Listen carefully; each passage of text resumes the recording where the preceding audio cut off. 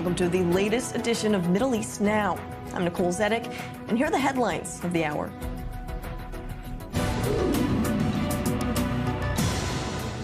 Israel is ready to retaliate against the Iranian ballistic missile attack. The new reports indicate the retaliation may only include military targets, all to appease the United States. After weeks of swirling rumors that the leader of Iran's Al-Quds force was killed in an Israeli strike, it was seen for the first time this morning. We'll have the details. Plus, an investigation into the attempted suicide bombing attack in Tel Aviv this summer shows it was all organized in none other than Turkey. An expert on Ankara will break down the latest. Today, Defense Minister Yoav Gallant said an Israeli response to Iran's ballistic missile attack earlier this month is coming soon, saying it will be a precise and deadly response. But that doesn't mean it will include Iranian nuclear or oil sites. At least that's what Prime Minister Benjamin Netanyahu reportedly reassured President Joe Biden, in an aim to avoid any further escalation that could affect not only the American elections in November, but the entire Middle East region. Our senior correspondent Bianca Zanini has more. Everyone is waiting for how Israel is going to retaliate against Iran for its massive ballistic missile attack in early October. A new report in the Washington Post says Prime Minister Benjamin Netanyahu calmed American fears, telling U.S. President Joe Biden in a phone call that Israel's response will be limited to military sites. Previous reports indicated that Israel might attack Iranian oil infrastructure or nuclear sites, something that would inevitably lead to a massive escalation with unforeseen consequences. The U.S. announced it is sending an advanced air defense battery and around 100 troops to Israel to protect the country in case of an Iranian attack. Obviously, there's some type of negotiations going on between the United States and Israel. The United States, the Biden administration doesn't want Israel to attack Iran's oil facilities because that will cause a spike in oil prices a couple of weeks before the American elections. They don't want that. They don't want Israel to strike the nuclear facilities because that could raise the danger of dragging America into what they call a regional war, even though, of course, we are already in a regional war. But the United States is not involved in that way. So I see that the deployment of the THAAD is a product of a negotiation. The Biden administration has been trying to temper Netanyahu's response to Iran launching some 200 ballistic missiles at Israel, warning that each step could push the delicate balance over the edge. We are ready for war, but we are also ready for peace. This is the definitive stance of the Islamic Republic. We are entirely ready for a military conflict. We are not afraid of war, but we do not wish for war. We want peace, and we will seek a just peace in Lebanon and Gaza. Meanwhile, fighting continues on Israel's southern and northern borders, with fresh attacks in Gaza and Lebanon, with sirens blaring across northern and central Israel, prompting a response from Netanyahu. We are fighting a tough battle against Iran's axis of evil, which is determined to destroy us. They will not succeed in this. We continue to fight.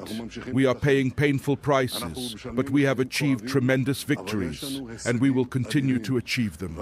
I want to make it clear. We will continue to strike Hezbollah mercilessly across all parts of Lebanon, even in Beirut, all according to operational considerations.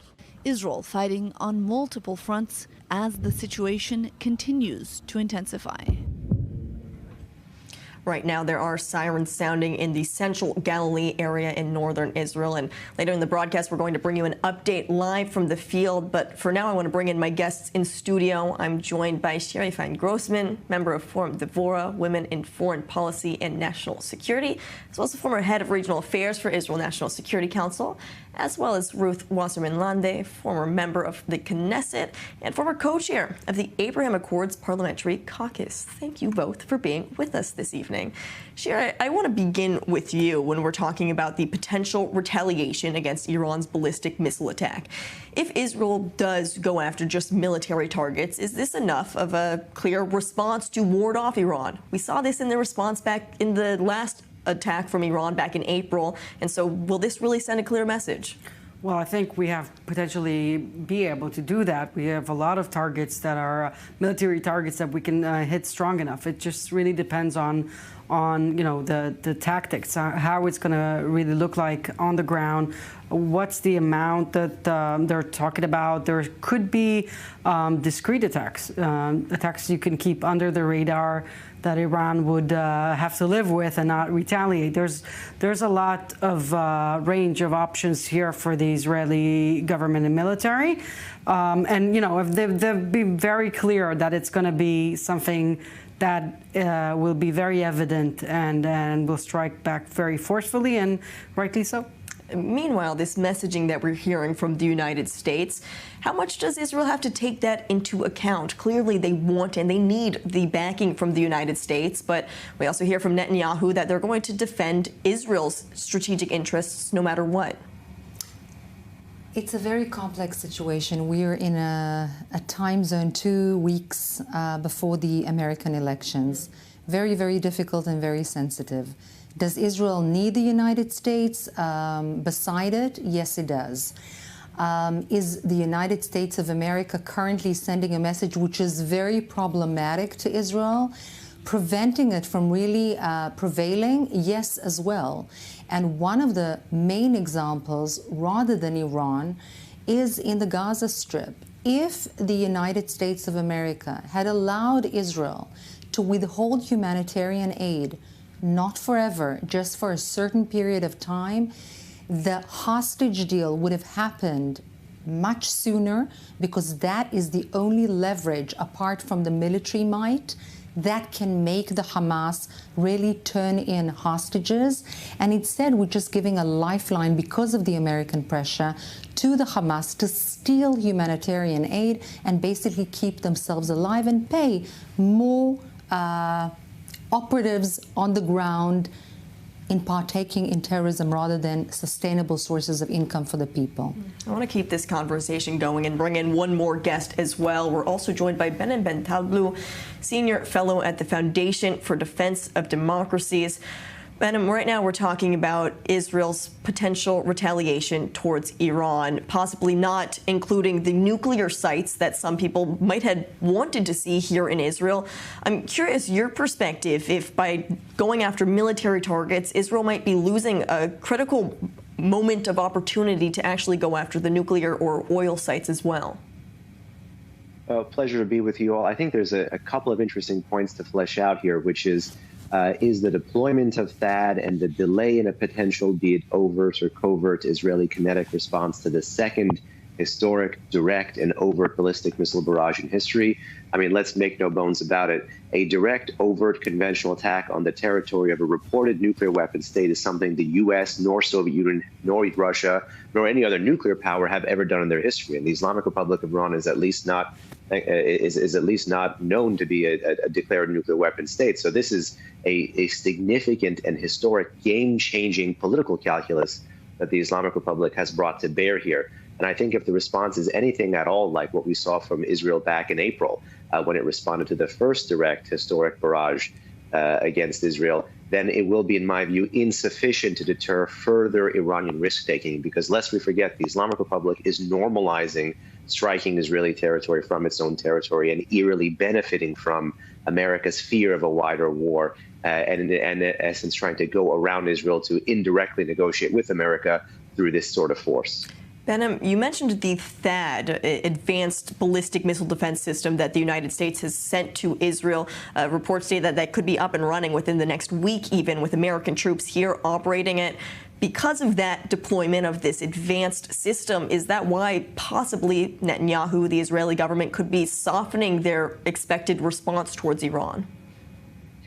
Potentially, I think all of these things are likely ingredients in a cocktail. Not one ingredient is larger or more significant in quantity or quality than the other, but we can't get to a decision or an understanding of what drives Israel's decision to respond in the way that it likely will respond without taking the entire picture into effect. And that's where the U.S. relationship comes in. That's where the military situation against certain targets in the Islamic Republic comes in. That's where the covert versus overt side comes in. That's where the policy of Israel towards Iran in general, is this designed to be a one-off operation, or is this going to be part of a larger campaign? How does this square with the recent comments by the prime minister to be in support of the Iranian people? All of these things need to be layered and taken into account. So I think, THAAD is one element. It may not be the critical element, but it is one element shaping the pause and shaping the type of response that we're likely to see. But let me just add one footnote here, which is the limited reporting we've seen in English in the Western press, in my view, is actually somewhat problematic.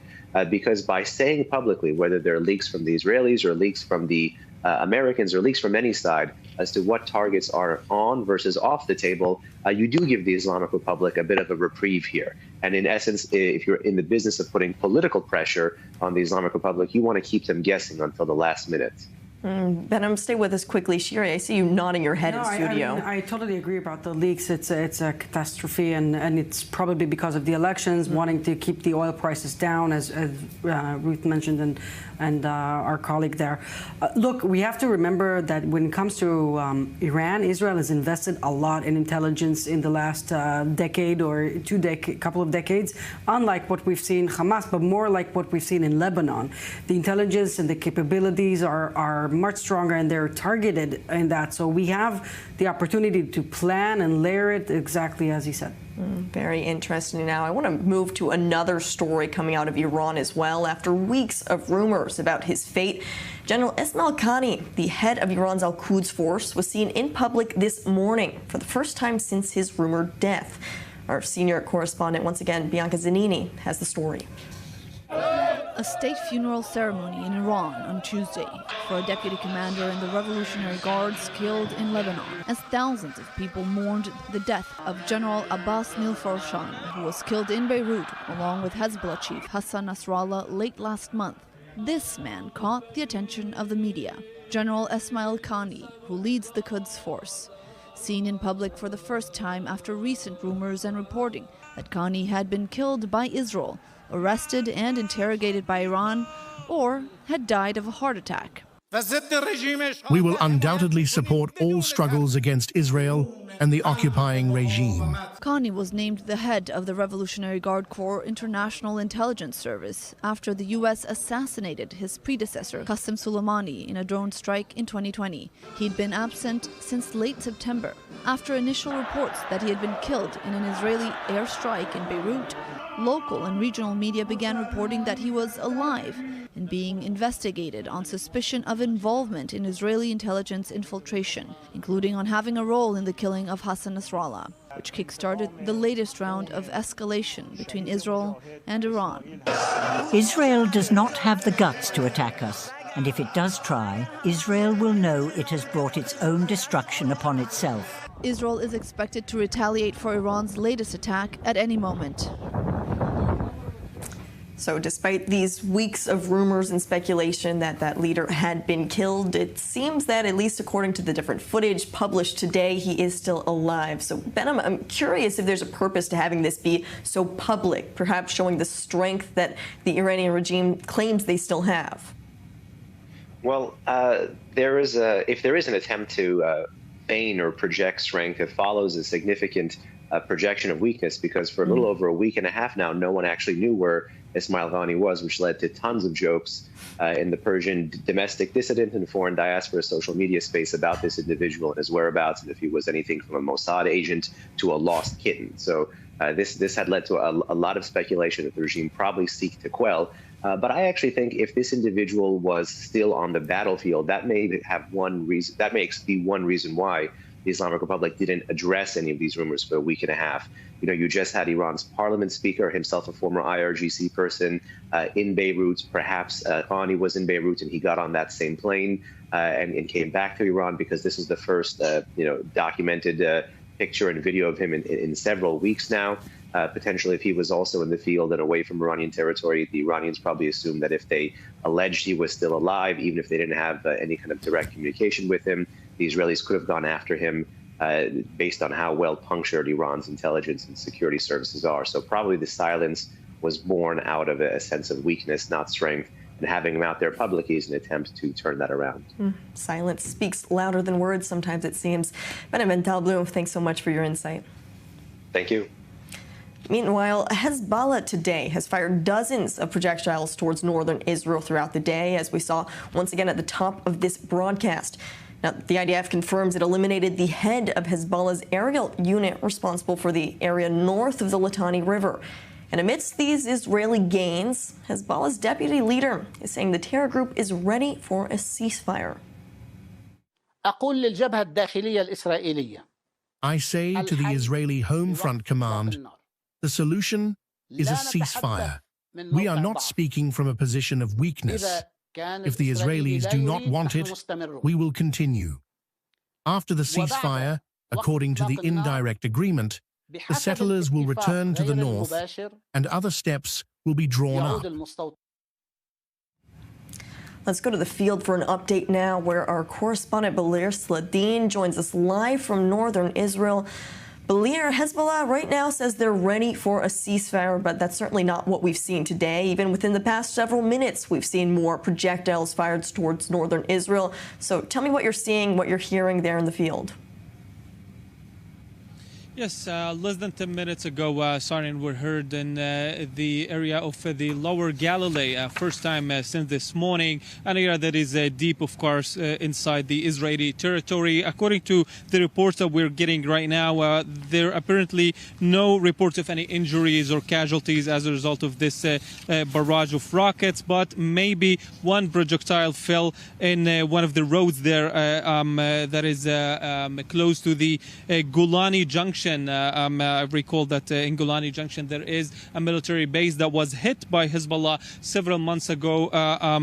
Also, maybe that was the target. Right now, we still don't have any confirmation from Hezbollah, and they didn't take responsibility for this barrage of rockets as we are speaking. That's happening after several hours of relative calm. I mean, last time we've heard the siren deep inside the Israeli territory and not on the Israeli-Lebanese border was at around 2:30 this afternoon, which means that for 6 hours, more or less, we haven't heard the sirens inside the Israeli cities like Haifa, where about 30 projectiles, rockets were fired from Lebanon toward that city that Hezbollah vowed to turn into another Kiryat Shmone, as they are saying, after, of course, Kiryat Shmone has gotten a lot of hits throughout this last year. Also today, apparently a number of missiles were fired toward Metula. We haven't heard the siren there, but that's maybe because of the closeness between the area that Hezbollah fires from toward Metula. A huge damage was caused to the houses there, to the buildings there, and that's not something new, unfortunately, for Metula. This has been the situation for several months now, where Hezbollah continuously fires rockets and missiles toward that area that was evacuated, and now it's a military zone that the IDF is operating from as well. And while we're talking about the operation that the IDF is conducting in that area, the Al Akhbar newspaper, Lebanese newspaper that is close to Hezbollah, are saying from American sources that Israel told the Americans that they will deepen their operation inside Lebanese territory in order to reach 10 kilometers deep inside the Lebanese territory, in order to create that buffer zone that Israel, and only Israel, not the UNIFIL, not the Lebanese army, will make sure that Hezbollah doesn't operate in. Balir Sladin with that update on the ground. Thanks so much for your coverage. Now, coming back here in studio, Ruth, I'm curious hearing these statements coming from Hezbollah's deputy leader stating that Hezbollah is ready for a ceasefire. Well, what exactly will it take to get a ceasefire inside Lebanon right now, especially with all of these Israeli gains?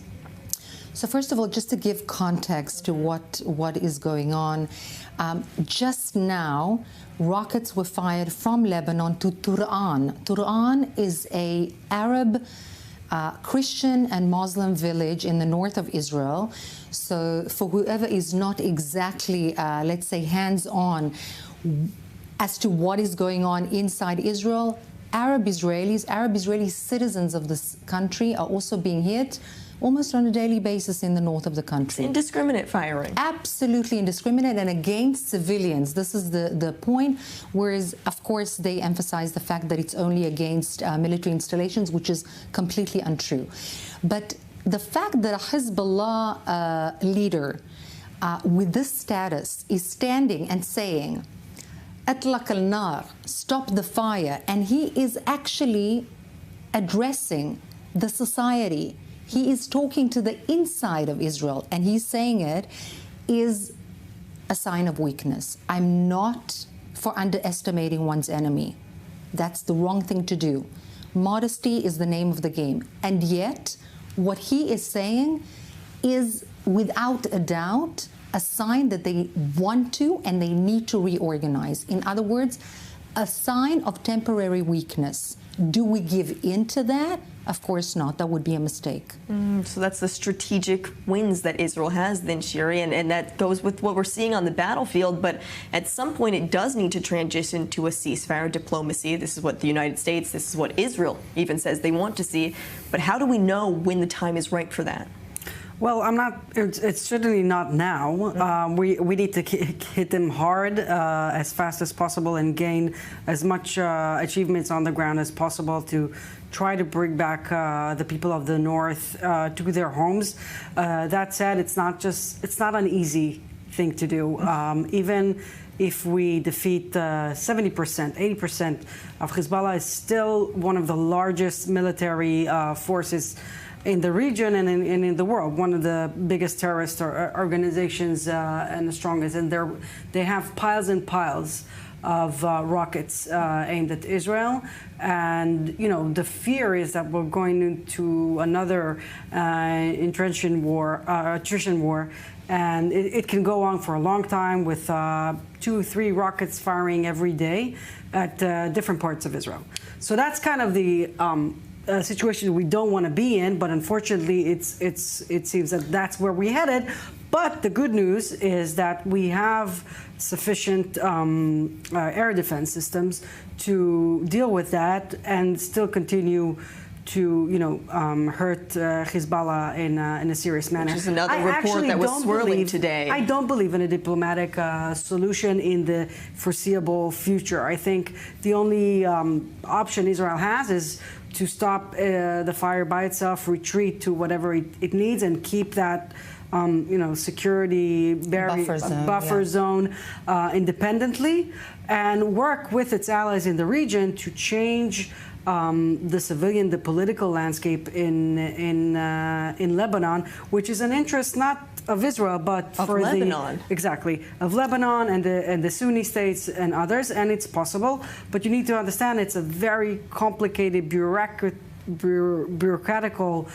war on terror, with the financing, Absolutely. with healthcare clinics they have, with scouts. You know, there's the Hezbollah scouts. So it's a civilian kind of movement. It's a hybrid terror organization, exactly like Hamas. Yeah. And we need other tools, not just military tools, and that will take a long time. This will take years to achieve, but it must be done for us to stop fighting each other every few years.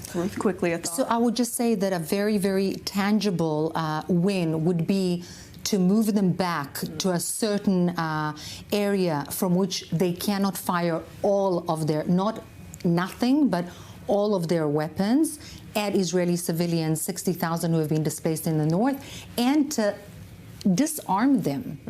And they are not going to do that willingly in a ceasefire at this moment. They will do it when they are much weaker.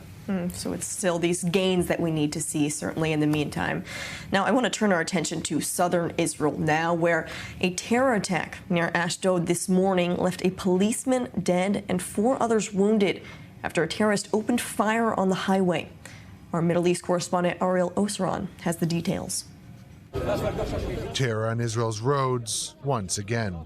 An armed gunman walking suspiciously along Highway 4 near the southern city of Ashdod on Tuesday morning shot and killed a policeman who pulled over to question him. A short time ago, a terrorist just came over to the main road here next to Tel Aviv, next to Yavne, and started shooting towards a police car, then went on and shot other ongoing cars and wounded 4 people. We received 4 wounded people. One of them, a policeman, was in critical condition and died during resuscitation efforts. 3 others were in mild to moderate condition. One of them was a veteran doctor who pulled over to the side of the road to treat the injured and was hit by another car. The killed policeman was 33-year-old Advanced Sergeant Major Adil Kadosh. He was supposed to get married next month. An armed volunteer medic who happened to pass by the area noticed the terrorists shooting in all directions. He pulled over, got out of the car, and eliminated the terrorist. I saw the terrorist shooting, so I stopped on the side of the road. He shot at me and missed. I jumped out of the car, shot at him, and neutralized him. Standing next to Yechezkel at the scene, Israeli National Security Minister Itamar Ben-Gvir praised the recent reform to increase private gun ownership. We have heroic police officers. The weapon reform proves itself time and time again. This person is a hero who managed to save the lives of many people. A weapon in the right hands. A weapon for civilians. It's what saves many lives. The terrorist was identified as a Palestinian from Gaza who was currently residing in the West Bank. It is still unclear how he made it to the West Bank and from there to Highway 4. This would be the 4th deadly terror attack in Israel since the start of the month. 10 Israelis killed in just 2 weeks. 2 weeks of this ongoing violence. Truly a tragic scene there on a busy highway in southern Israel. Now, for now, we're going out for a quick break here on Middle East Now, but don't go anywhere, because when we come back, we're going to break down the growing rift between India and Canada, of all places, as both of these countries just expelled top diplomats. Quite an interesting story, and we're going to bring you all of the details right here on Middle East Now. Don't go anywhere.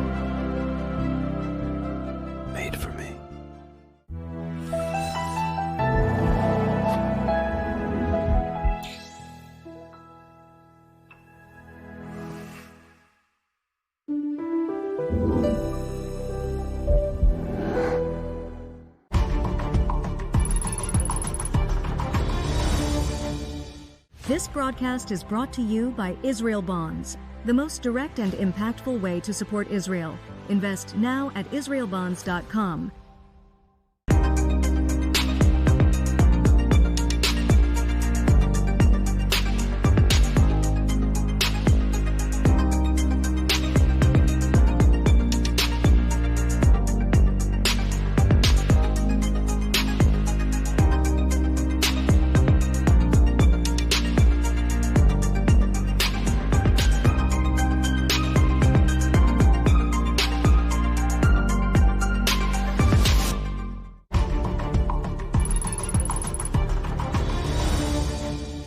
This broadcast is brought to you by Israel Bonds, the most direct and impactful way to support Israel.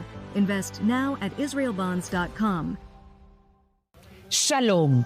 ¿Qué me trae por aquí? La necesidad impostergable de 600 millones de hispanoparlantes que ahora necesitan escuchar el mensaje judío e israelí en tiempos difíciles. ¿Cómo lograrlo? Cuento con ustedes para continuar llevando a lo más alto del mundo mediático una inquebrantable diplomacia pública al servicio de la verdad sin concesión alguna.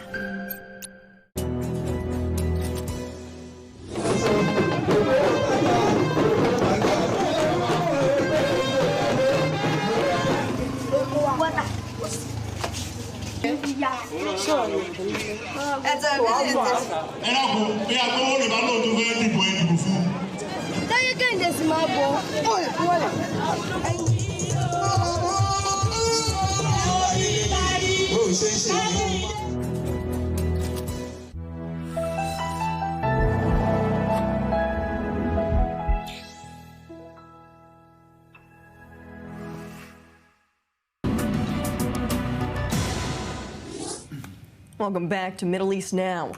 One of the key mediators for a hostage release deal and ceasefire in Gaza is blaming Israel for deliberately choosing to expand the, quote, aggression in the West Bank and Lebanon as well. The comments came from Qatar's Emir at the opening of the Qatari Shura Council in Doha. Take a listen. The easiest and safest way to stop the escalation on the border with Lebanon would have been to stop the war of extermination on Gaza, which the majority of humanity demands. But Israel deliberately chose to expand the aggression to implement pre-prepared plans in other locations such as the West Bank and Lebanon, because it sees that the scope for that is available. A clear call for a ceasefire in Gaza, but for now a ceasefire deal seems pretty much off the table. For more, let's go live to our I-24 News correspondent Joe Brown, who joins us live from Hostages Square in Tel Aviv. Joe, it's 375 days that 101 hostages are still captive in Gaza. Talk us through exactly where we stand on negotiations to get their release right now. Unfortunately, Nicole, the news is that there is no news. The Defence Minister, Yoav Gallant, has reportedly told the hostage families that no deal is on the horizon anytime soon. A lot of the government's focus has been on the potential threat from Iran and also the ground invasion in Lebanon, that any kind of deal is largely not going to happen anytime soon. And he is also telling them that Hamas is showing unwillingness. He's saying that Yahya Sinwar is seeing what's going on with Lebanon and with Iran, and he's buying out his time. He's trying to wait for an overarching deal that will include Gaza as well as Lebanon and Iran. But still, the families of the hostages are angry and they are losing hope. And here in Hostages Square, we're surrounded by so many different kinds of art installations to show how people are feeling. People are showing their grief through art, and the latest has just been inaugurated today, and I'm going to step out of frame so you can see this. This is a representative of the Nahal Oz observer base. On October the 7th, Hamas stormed this base, completely destroying it, hence the charcoal black colouring around it. They killed multiple hostages. Sorry, they killed multiple observers, and they took 5 girls hostages. These are the 5 who are represented by these different outposts: Agam Berger, Daniel Gilboa, Liri Elbag, Naama Levy, and Karina Ariev. Now, these girls who are sat on the chairs, they are other observers who have adopted these girls, and they're the ones who put this installation up. They were showing how the girls who were kidnapped, they could have left their post, but they stayed there for around about 4 hours to tell them to evacuate everywhere. There was sound from Ronnie Eshel, who was murdered on that day, and how she warned everyone. And we actually spoke to one of the observers, Gal Cohen. She was an observer in Lebanon, but she is part of this group of the women wearing the yellow shirts. And she was saying how absolutely horrible it must have been for her and for her family. Let's take a listen to what she had to say. This is where the girls sit. All of us, we're a group of about 1,000 ex-observers that feel very much that it could have been any of us at any time. Could have been me. Could have been my parents sitting here waiting for their kid to come home. And we can't stay aside. We can't sit aside. We have to take action. Look at this. They did not leave their post until the very last moment. They stayed there. We have to do the same. That's a very powerful installation that's been put there at Hostages Square. Joe Brown, thanks so much for covering that for us. Now, police and the Shin Bet security agency have finished their investigation into the attempted suicide bombing attack in Tel Aviv back in August. And it turns out it was planned by a senior official in Hamas's headquarters in Turkey.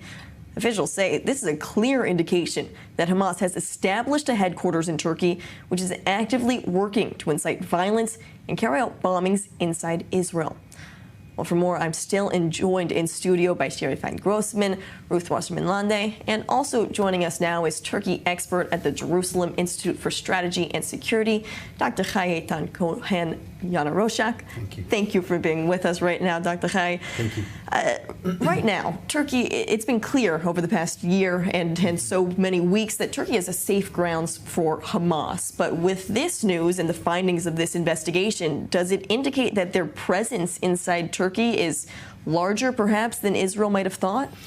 Well, unfortunately, we are seeing the negative results of this very close and intimate relationship between Turkey and Hamas. But this is not a new thing. Unfortunately, in the past, we also saw that, for instance, Salah Aruri, who was assassinated by the IDF, he was a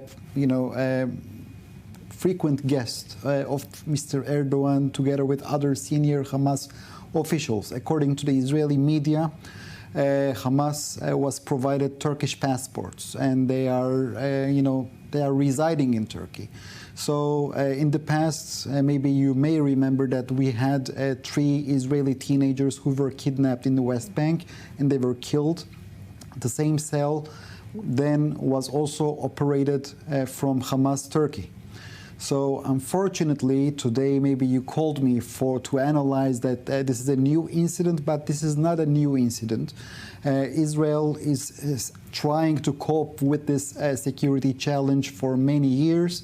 Even when we normalized our relations with Turkey, we insisted them so that they could shut down the Hamas offices in Istanbul, but they refused. And we still see the negative results of the fact that we could not succeed what we wanted then. So, of course, all of the normalization collapsed. Well, this is something that you wrote about in your most recent article that was actually published today, this growing rift and the impact of these Israel-Turkey relations that are no more at this point. Unfortunately, we are marching towards a very severe deterioration. Unlike the past, for the first time in entire Turkish history, Israel was tagged as a national security threat for the Republic of Turkey. There is a new conspiracy theory that after the Gaza Strip, Israel may invade Lebanon, and after Lebanon, we will penetrate into Syria, and after Syria, then IDF may attack to Turkey. Of course, for us, it's something lunatic. It's comical. It's incredible, right? But they are trying to base all of these claims on a conspiracy theory which is named as the Promised Land Vision, the so-called Promised Land Vision, or the Greater Israel Vision. That maybe you are unaware of it, but we are all using 10 agurot, right? The pence. On it, there is a logo of Bank of Israel. This is a stone, engraved on it a menorah. In their opinion, this is the future map of the state of Israel, which includes all of the countries in the region, including Egypt, Jordan, Syria, Lebanon, and some parts of Turkey. I know you're all smiling and laughing. I'm laughing as well. They're the Ottoman Empire, not us. So. I'm laughing as well. But unfortunately, when a person in the caliber of Turkish president is saying that this is a real security threat, so unfortunately, many people in Turkey may believe in him, and this is a crucial problem because in my childhood, I was born and raised in Turkey. We even did not fantasize such a thing like if Israel and Turkey will ever confront each other, But unfortunately today, if you're going to go online in YouTube, you will see many different, uploaded content. It is, about the so-called future war between Israel and Turkey and who will win. I mean, this is incredible. This is very unfortunate. Israel and Turkey never signed a peace treaty to have proper relations. We never declared any hostilities. We never normalized our relations with Turkey. And this is very pity, because at the end of the day, the history of the Jewish people and the Turkish people, we only saw friendship throughout the history. And, you know, we should do everything to safeguard that. We, from the Israeli point of view, of course, we should not be naive, but we should focus on Turkey and not on Erdogan. And we have to wait for the day after Erdogan to have, again, proper relations with this state, because Turkey is not our enemy. We love the Turkish people. And I believe that they also love us. It certainly seems I want to believe I want both of your takes quickly. A quick maybe agreement and an added value is the issue of the indoctrination. The Muslim Brotherhood-led government or regime in Turkey is part and parcel of a larger network, including Hamas, including Qatar, including other bodies, cells in the European Union, in the United States of America, and elsewhere in the West, where the Muslim Brotherhood ideology, radical Islamist Sunni ideology, is the name of the game, and that's basically what is happening to the younger generation in Turkey as well. And this is very, very unfortunate. Now, the West has leverage over that, which it does not use.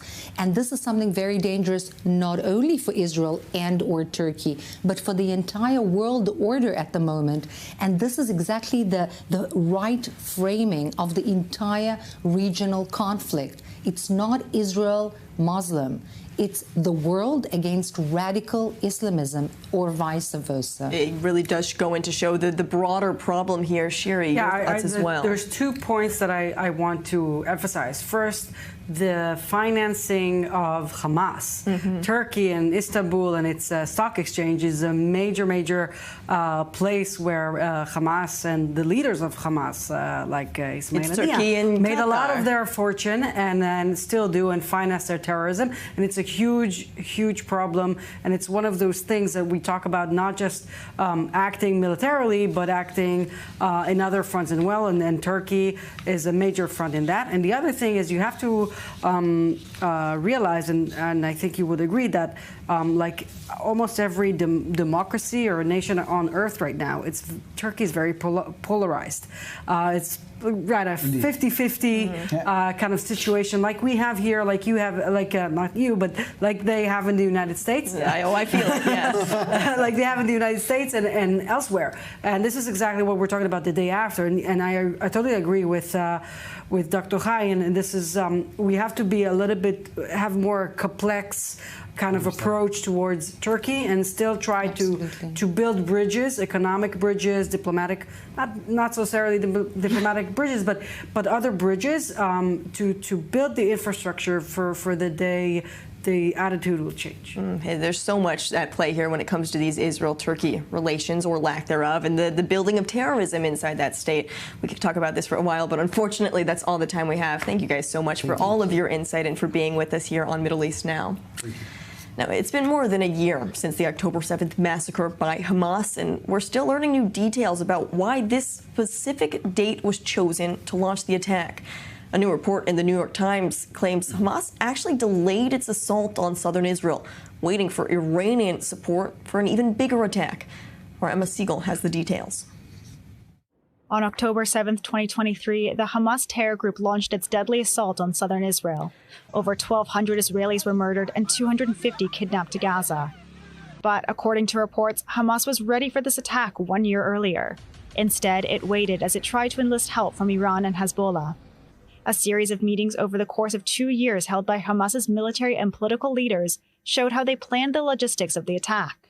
While it is not clear which officials were in the meetings, the New York Times reported that Hamas leader Yahya Sinwar was present at each one, while now top dead officials Mohammed Deif and Marwan Issa attended at least several of them. The minutes from the meetings were discovered on a computer in late January by IDF soldiers operating in southern Gaza's Khan Yunis. The plan for a cross-border attack was first mentioned in a meeting in January 2022.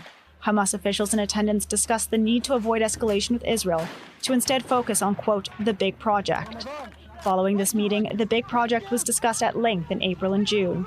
At this point, Hamas was deliberating on 9/11-style attacks targeting shopping malls, military command centers, and Azrieli towers in Tel Aviv.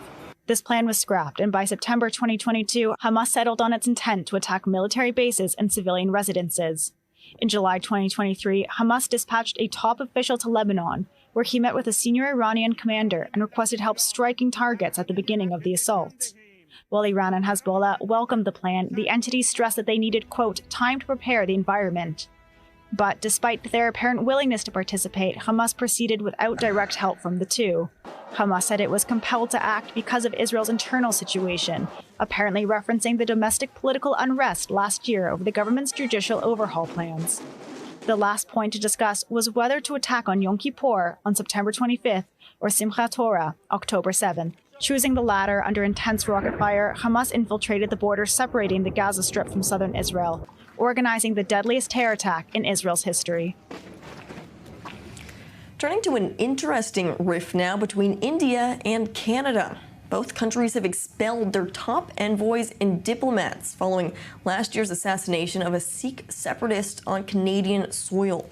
Canadian Prime Minister Justin Trudeau said police believe Indian agents were directly involved in the killing of Hardeep Singh Nijjar, a vocal supporter of the Khalistan movement, which demands a separate Sikh homeland, and a man India had described as a terrorist who led a militant separatist group. Here's Justin Trudeau on the latest. As the RCMP Commissioner stated earlier, they have clear and compelling evidence that agents of the Government of India have engaged in and continue to engage in activities that pose a significant threat to public safety. This includes clandestine information gathering techniques, coercive behavior targeting South Asian Canadians, and involvement in over a dozen threatening and violent acts, including murder. India has rejected all of Trudeau's allegations and accused the PM of pandering to Canada's large Sikh community for political gain. There's quite a lot to unpack here, and to talk about it all, I'm joined by Ekta Kumar, an Indian columnist joining us from New Delhi. Ekta, thanks for being with us this evening. Now, the significance of expelling these top diplomats. I'm curious what type of diplomatic relations India and Canada had last year, before this killing back in June 2023. It's a big move, Nicole. I mean, there is no doubt about it. I would go to the extent of calling it a diplomatic crisis, because it is an extreme step that shows complete breakdown of trust between nations. It's a fairly rare move. It's not very common.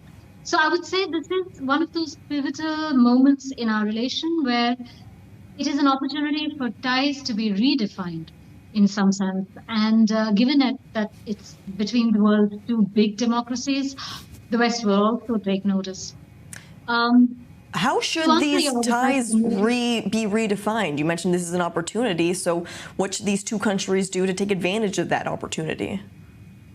Opportunity is probably the wrong word, Nicole, but the fact that we cannot escape the fact that it is a big move and that things will change. Historically, Canada and India have had fairly cordial relations.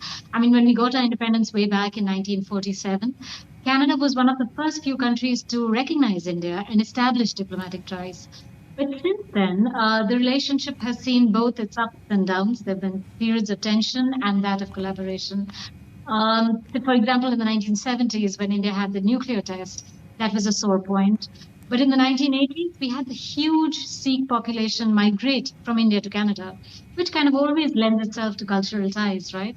But that was also the time that the Sikh separatist movement was at its peak here. So it's been a sticky point always. That is the 1980s I'm talking about. In the present day context, now, interestingly, Mr. Trudeau was here in 2018. And that trip got a lot of media coverage, but not all of it was pleasant and nice. It was a fairly controversial trip, again, because his government was criticized for their handling of the Khalistan leaders and the protests. In 2020, we had the farmers protesting, Punjab farmers protesting in India. A again, Mr. Trudeau made a statement supporting the farmers, which didn't really go down very well with the Indian government because, again, you see it as meddling in our internal affairs, right?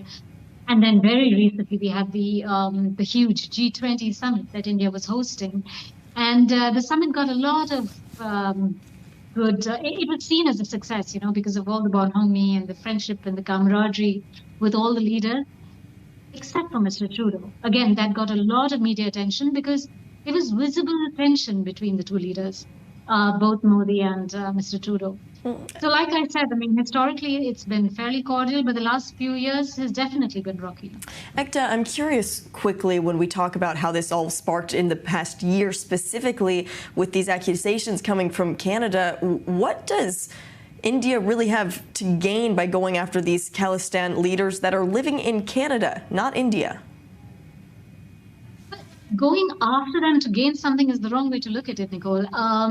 If I have to put it in context, in India, the entire Khalistan movement is dead politically. It is an extremely sensitive and emotional issue for a lot of families who went through those very, very dark times. But politically, it's a non-issue. However, that's not so the case for Canada. In Canada, it is a very relevant political issue. Mr. Trudeau himself, has a minority government which is surviving because of his informal alliance with the NDP, which is again led by a Sikh leader. The Sikh population themselves form a significant share of the voter base. So unlike India, Khalistan is very, very important in the domestic politics of Canada. So from India's point of view, I think for years we've maintained that we've not been very happy with the way the Canadian government has handled, whether it's protests or the leaders. It is something that I think time and again we've put that forward.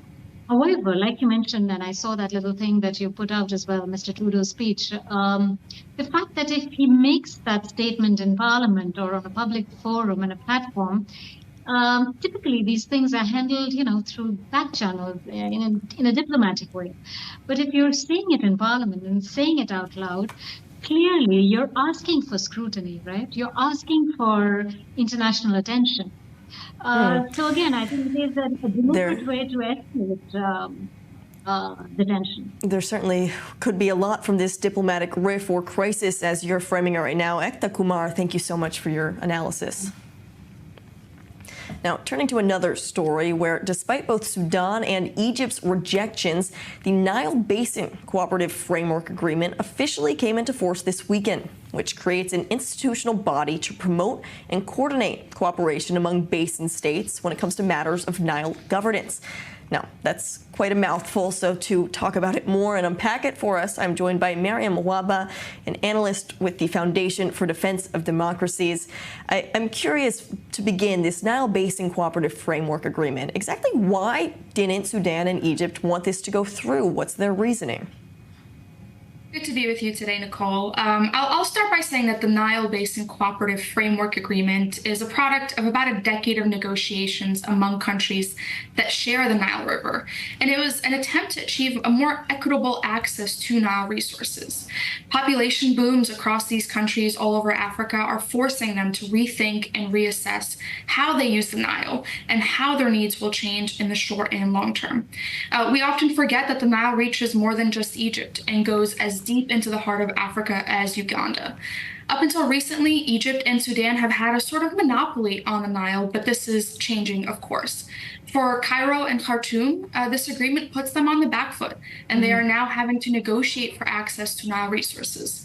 This has historically not been the case, and is the main reason behind Egypt and Sudan's objection to this agreement. And so if both Egypt and Sudan object to this agreement, if they see it as non-binding, what can they do potentially to stop it or not agree to it? This will remain the crux of the conversation here, Nicole, this question. What can Egypt and Sudan do to stop this? Realistically and practically, not very much, unfortunately for them. But what we are seeing is diplomatic pressure and engagement being applied. A prime example of this is the tussle between Egypt and Ethiopia at the UN Security Council just a few weeks ago, where they exchanged letters. Notably, a summit of Nile nations was due to take place later this week on the 17th in Uganda, Uganda, but was postponed. Uganda's foreign ministry refused to give a reason for why this summit was postponed, but unconfirmed reports say that this rescheduling was due to a disagreement among nation states. You mentioned that disagreement, so how could this even widen the tensions that we are seeing between these countries and specifically Ethiopia, like you just mentioned? Absolutely. Ethiopia is a growing power, and we're seeing Ethiopian leadership begin to flex that power on the international stage. Addis Ababa is seeking to assert itself and pursue what it perceives to be in its national interest. The problem here lies in the fact that what's best for Ethiopia's national interest comes at a great cost to its neighboring countries. This delicate situation is poised for escalation, and it'll be important to watch closely as these nation states navigate this tenuous issue. And we'll certainly be keeping our eyes on that. Mariam Waba, I appreciate you giving us all of the latest insight when it comes to this kind of complex topic. Thank you for having me. Now, as we wrap up this segment, also happening in Sudan, where the Sudanese military struck a marketplace in the capital of Khartoum, killing at least 23 people, according to local rescuers. The market is near a main camp where the paramilitary Rapid Support Forces have been fighting the Sudanese military in this ongoing civil war. Sudan was also accused by the UAE of bombing the Emirati ambassador's residence in the capital, but this is an accusation that Sudan has dismissed. Well, those are all of the top stories and headlines we have for you happening around the region right now on this latest edition of Middle East Now. Make sure you stay with us here on I-24 News as the rundown with Benita Levine comes up next. For now, I'm Nicole Zedek, and thanks so much for tuning in.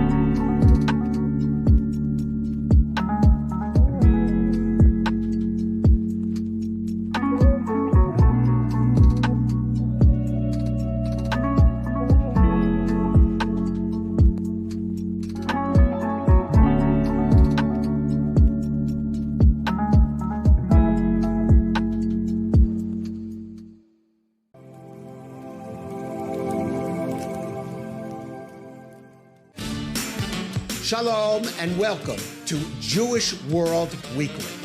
I'm Khaled Ben David, and each week we're going to bring you the latest from the Jewish world, from politics to religion, entertainment to the latest trends, and everything in between.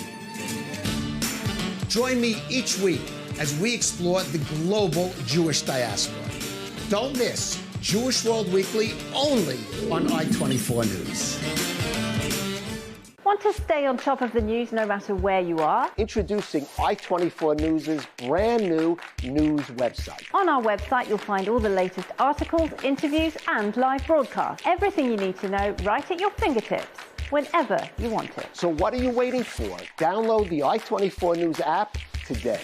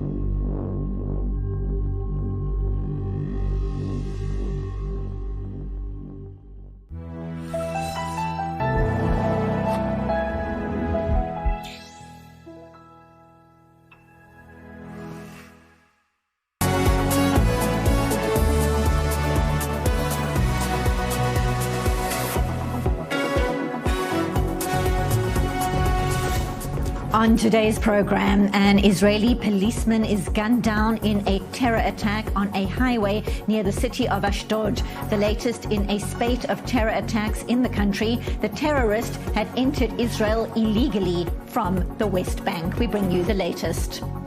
When will Israel respond to the Iranian direct missile attack on the country at the start of the month? Benjamin Netanyahu reportedly reassures President Joe Biden that Israel will not attack Iranian nuclear or oil sites. So what will it do? We take a deeper look. And reports out of Cairo that intelligence chiefs from Egypt and Israel have met to discuss renewing hostage ceasefire talks and apparent efforts to try and engage with Hamas leader Yahya Sinwar, believed to still be in a tunnel in Gaza. We bring you updates from Hostage Square in Tel Aviv.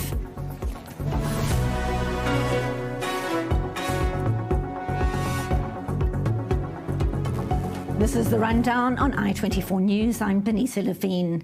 Another fatal terror attack in Israel. A terrorist opening fire alongside a highway north of the coastal city of Ashdod on Tuesday, killing a policeman and wounding 4 people. 33-year-old First Sergeant Adir Kadosh was due to get married next month. The terrorist from the West Bank was killed on the scene by a volunteer medic. This is the latest in a spate of recent terror attacks, including attacks on the light rail in Jaffa, at the central bus station in Beersheba, and in several locations in the city of Hadera. More on today's developments in this report by our Middle East correspondent, Ariel Osaran. Terror on Israel's roads once again. An armed gunman walking suspiciously along Highway 4 near the southern city of Ashdod on Tuesday morning shot and killed a policeman who pulled over to question him. A short time ago, a terrorist just came over to the main road here next to Tel Aviv, next to Yavne, and started shooting towards a police car, then went on and shot other ongoing cars and wounded 4 people.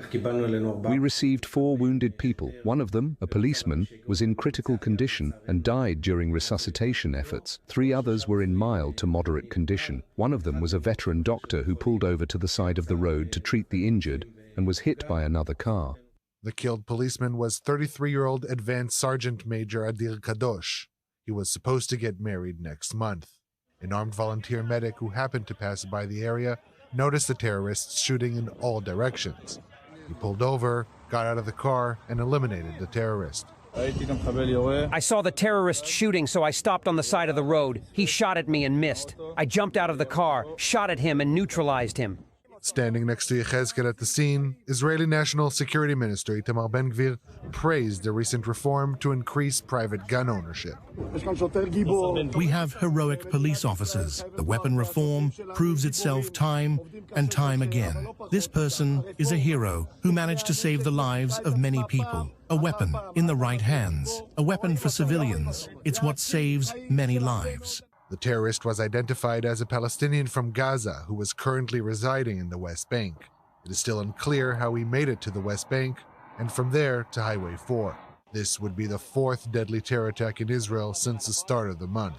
10 Israelis killed in just 2 weeks. So for more details and insight into the latest security developments, it's a pleasure to welcome to studio Lieutenant Colonel in the Reserves, Doron Avital, former commander in the Special Forces in the IDF, and our Middle East correspondent, Ariel Osaran. Gentlemen, thank you both so much. So Israel facing terror threats on several fronts, but Doron, I want to start with this terror attack unfolding on a highway inside the country in broad daylight, and we see the damage. A policeman killed a month before his wedding, 4 people wounded. Your thoughts? Yeah, it's a series of those attacks of, we might call them lone wolves, kind of a terrorist. I mean, it's hard to identify. There's no build-up that leads to it, though I'm sure the Shin Bet, our agencies will investigate what was the circumstance that led this guy there. But it's hard to prevent those things, but they can cause huge damage. I mean, we are talking about all those rockets shooting, and from here and there we have, of course, tragedies when they attack, when they succeed to hit our citizens. But those attacks, they really we pay dearly with terrible toll. You discussed Jaffa, we are discussing this. Tough, very tough. And what then do you make of the call by Itamar Ben-Gvir, the importance he is putting on private gun ownership? I think you have to put it, to limit it. It's not this is the resolution to all our problems. I mean, he is the Minister of National Security. I think that when you compare him to previous national security ministers, I think they were doing better job. I think the police does whatever it takes, but all the time to force one argument that whatever, of course, this is, of course, a brave citizen using his gun, a licensed gun, a guy that has a competency with the gun, because you saw in this case he was shot at and he succeeded to kill the terrorists. This is not everybody can do it. So you have to have competency and you have to be licensed. Sure, when people like this can prevent, but to make out of it that this is the strategy that would save the day, I would caution this thing. Of course, enormous risks with people having guns, and obviously licensing so important as well. But Ariel, I want to bring you in. We're talking about a spate of terror attacks, not only today in Ashdod, but also in recent weeks in Jaffa, Beersheba, and in Hadera as well. And so difficult for authorities to prevent these attacks from happening. What can it do realistically when one looks at the details emerging about this particular terrorist? What lessons are being learned? Right, so if we take all 4 deadly terror attacks over the past 2 weeks, there isn't one profile that you can give to the terrorists, because in Jaffa it was 2 Palestinians from the West Bank, and then in Beersheba was an Israeli citizen from the Bedouin community. Then in Hadera, it was from an Israeli from al-Fahim, and here it's a Gazan who found his way to the West Bank and got to Route 4. So there isn't a singular profile that you can identify and say, this is exactly what needs to be done. I think each kind of attack or each identity has its own threats, whether it's organized terror, these terror organizations operating in the West Bank and trying to send as many of their people as they can to carry out attacks. I think it is very concerning when you have Israeli citizens involved. It makes it all the more challenging to thwart these attacks in advance. But I agree with Doron. The fact that many of these are considered lone wolf attacks, it's hard to get for intel to get a whiff of the intentions prior to what goes on. And regarding the gun licensing issue, I also agree with Doron that should not be the solution. It is perhaps part of the solution, because we have seen that in the majority of these attacks, it was armed civilians who managed to neutralize the threat. But I think we need to stick with what Police Commissioner Dan Levy said today at the scene. He said, yes, it is great that we had an armed civilian who could who could stop this attack. But at the end of the day, we need to aspire to have police arriving first at the scene and quickly. Obviously, you can't do that every inch of the state of Israel, but I think if we're talking about priorities of National Security Minister Itamar Ben-Gvir, I think it should be put more on how to bolster the police in a way that they can be more effective in responding to these, rather than spatting with other members of Knesset in a discussion regarding expulsion of relatives of terrorists. And you need to stick to what the problem is. And the problem is that you have many different elements who are trying to carry out attacks in Israel. And you need to be able to, on the one hand, prevent it in advance. And if you can't, have an array of solutions that can deal with it immediately and promptly, kind of like what you have with the aerial threats. You have a multi-leveled air defense system. You have a whole bag of different solutions. That's what needs to be here. The armed civilians need to be one element of Israel's security net, but it cannot be the only one, and it cannot, in my opinion, be the main one. And certainly a debate that will continue in this country. And of course, condolences to the family and fiancé of First Sergeant Adair Kadosh, who was, of course, due to be married next month. And now, talking of threats on several fronts, red alert sirens sounding as we started this broadcast in parts of the Upper Galilee. Once again, we now go live to our correspondent Balir Sladin. He joins us from northern Israel. And Balir, Hezbollah has been showing its support for Gaza since the day after the Hamas terror onslaught more than a year ago now. An uptick in drone attacks in recent days, including, of course, the fatal strike at the Binyamina base, plus 3 missiles launched towards the center of the country more than 24 hours ago now. So the latest across the northern front right now, what update can you share? Yes, so today, after several hours of relative calm after the large barrage that was targeting the area of Haifa and Krayot, where one rocket fell in or on a house and caused some damage there, there was relative calm, as I said, but in the recent couple of hours, the sirens, red alerts again in the lower Galilee, actually, in the area of even reaching as far as the Golani Junction, an area that was targeted before by Hezbollah. So again, the barrages of rockets are back to reach this deep areas of the Israeli territory. But in general, if one to make some comparison with what we have been witnessing throughout the past couple of days or even week, where at such an hour we would be talking about hundreds of rockets, today only dozens of rockets, and the only large barrage of rockets was toward Haifa, as I said, during this afternoon. None of these attacks caused any injuries or any casualties, but damage was caused, as I said, to the area of Krayot, one house there, and apparently some missiles also fell in Metula, that town that is right on the Israeli-Lebanese border, and caused a lot of damage there. On other stories, and this is very important, from the past half an hour, the RAF now is clearing for publication that they managed to capture 3 more Hezbollah operatives that belong to the Radwan unit, that same unit that operates in the southern part of Lebanon, that was supposed to, according to the Israeli side, to be able to conduct a ground incursion into the Galilee, the area of the Galilee. That's after, of course, capturing 1 more at the beginning of this week.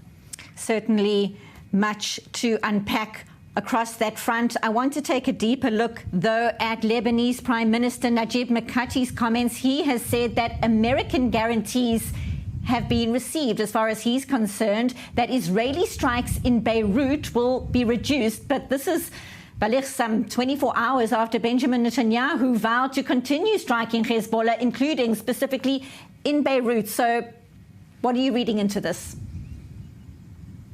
Well, even if we don't want to give a lot of attention to the statements, the facts speak for themselves. Since last Thursday, there has been no attack on Beirut in general, no attacks on the Dahya, which is the southern neighborhood, the Hezbollah stronghold, after several days of continuous attacks against Hezbollah infrastructures and targets and buildings in that area, which means that there is some sort of change by the Israeli Air Force, and according to the sources, we're talking about American pressure on the Israeli government not to carry out any more attacks on Beirut in the coming or in the near future, let's say. And maybe that's because of the last attack that was on Thursday that targeted a senior Hezbollah official. It's not clear whether he was or he was killed or not, but that attack was outside of Dahya, first of all, and caused a lot of damage and casualties of uninvolved people, and maybe that's something that the Americans doesn't want to see, and of course they are putting pressure on the Israeli side not to carry out these attacks anymore in the coming future, in the near future. And the pressure is not coming only from the US. Now we're seeing that also from France. President Macron spoke with Prime Minister Benjamin Netanyahu, and the Prime Minister's office put out a statement after that call saying that Israel will not accept any unilateral ceasefire with Hezbollah, something that would give Hezbollah the opportunity to rearm, rehabilitate their abilities, and go back to that same equation of hitting Israeli cities and towns in the north, and maybe even deeper after the escalation that we've seen. So we're seeing that more and more countries, especially in the West, especially those who are close to Israel, are putting more pressure on the Israeli side to stop the attacks. But the Prime Minister is vowing that the operation will continue until a buffer zone is created and an implementation, a real implementation of Resolution 1701 is to be adopted.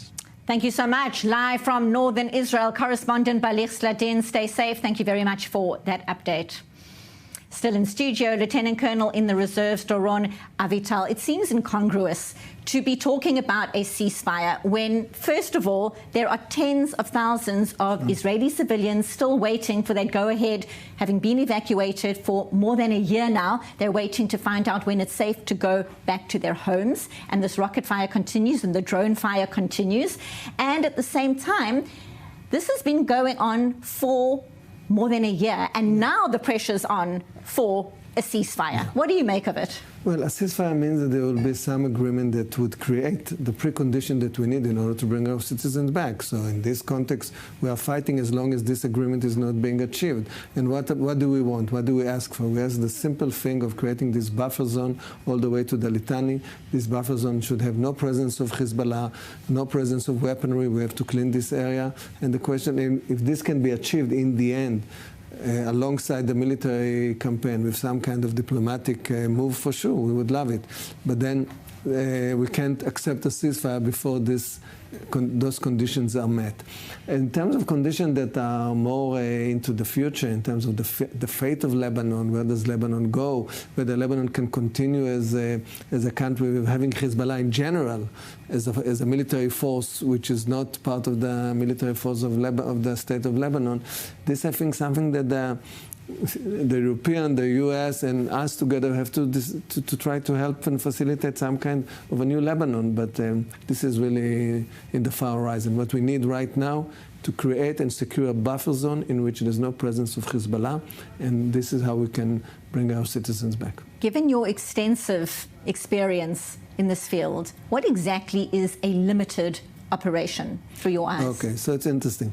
In fact, when Israel was entering Lebanon with the ground maneuvering, there were two options. One option is an option that was taken in the past. You can move fast, take those strongholds, move all the way to the Litani, and then start to clear the area from Hezbollah troops. But what we did in this time, we decided first to do a limited operation based on all those incursions that we've been doing beforehand, all those intelligence incursions that were underneath the radar, and just take the ridge of mountains, the ridge of those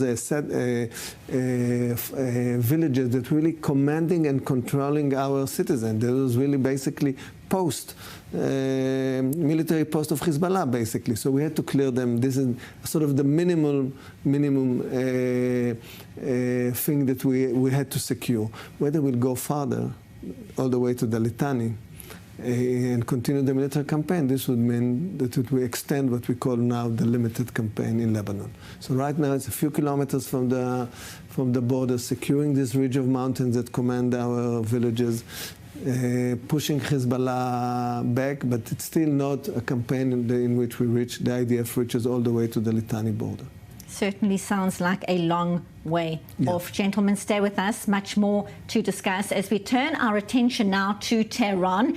Israeli Prime Minister Benjamin Netanyahu has reportedly reassured President Joe Biden that Israel will not target Iranian nuclear or oil sites when it does respond to Iran's ballistic missile attack on Israel in early October. The two leaders speaking on the phone earlier this month, and Netanyahu is said to have promised to only attack military sites, hoping to avoid any further escalation that could affect not only the American elections in November, but the security of the entire Middle East. Senior correspondent Bianca Zanini takes a look.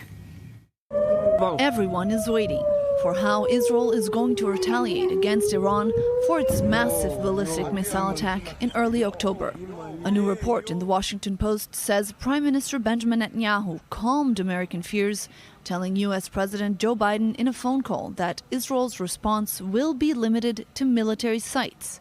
Previous reports indicated that Israel might attack Iranian oil infrastructure or nuclear sites, something that would inevitably lead to a massive escalation with unforeseen consequences. The U.S. announced it is sending an advanced air defense battery and around 100 troops to Israel to protect the country in case of an Iranian attack. Obviously, there's some type of negotiations going on between the United States and Israel. The United States, the Biden administration doesn't want Israel to attack Iran's oil facilities because that will cause a spike in oil prices a couple of weeks before the American elections. They don't want that. They don't want Israel to strike the nuclear facilities because that could raise the danger of dragging America into what they call a regional war, even though, of course, we are already in a regional war. But the United States is not involved in that way. So I see that the deployment of the THAAD is a product of a negotiation. The Biden administration has been trying to temper Netanyahu's response to Iran launching some 200 ballistic missiles at Israel, warning that each step could push the delicate balance over the edge. We are ready for war, but we are also ready for peace. This is the definitive stance of the Islamic Republic. We are entirely ready for a military conflict. We are not afraid of war, but we do not wish for war. We want peace, and we will seek a just peace in Lebanon and Gaza. Meanwhile, fighting continues on Israel's southern and northern borders, with fresh attacks in Gaza and Lebanon, with sirens blaring across northern and central Israel, prompting a response from Netanyahu. We are fighting a tough battle against Iran's axis of evil, which is determined to destroy us. They will not succeed in this. We continue to fight. We are paying painful prices, but we have achieved tremendous victories, and we will continue to achieve them. I want to make it clear. We will continue to strike Hezbollah mercilessly across all parts of Lebanon, even in Beirut, all according to operational considerations. Israel fighting on multiple fronts as the situation continues to intensify. And to our panel, Middle East correspondent Ariel Osaran, many experts we have spoken to have suggested this is the opportune moment, the right time, so to speak, for Israel to target Iranian nuclear sites. We know the latest rhetoric on that, what it means, the implications. Talk to us about the likely response. What else are the considerations on the table, so to speak, right now? Look, Israel can strike Iran's nuclear facilities. The question is, what kind of damage will it bring to Iran's nuclear program? And if you target one or two or even three, it won't properly set back Iran's nuclear program. And so it raises the question, the cost beneficiality of choosing such a target. If your goal is to set deterrence, there are other targets that you can go for that would achieve that goal. If Israel would want to obliterate Iran's nuclear program at once, you would need close to 1,000 jets at the same time targeting air defense batteries, different sites. That's not going to happen. It's not in the cards. The question is, what are Israel's strategic goals in its strike against Iran? If it's to set back its nuclear program, it won't be able to do that by striking a handful of nuclear sites. And so this begs the question, what does Israel want to achieve here? If, again, it wants to achieve strategic deterrence, it has a wide array of other targets, civilian targets, military targets, that it can achieve that goal as well. And given the fact that Israel has just received, or it was announced that Israel will receive it's the latest, most advanced ballistic missile interception system, the THAAD.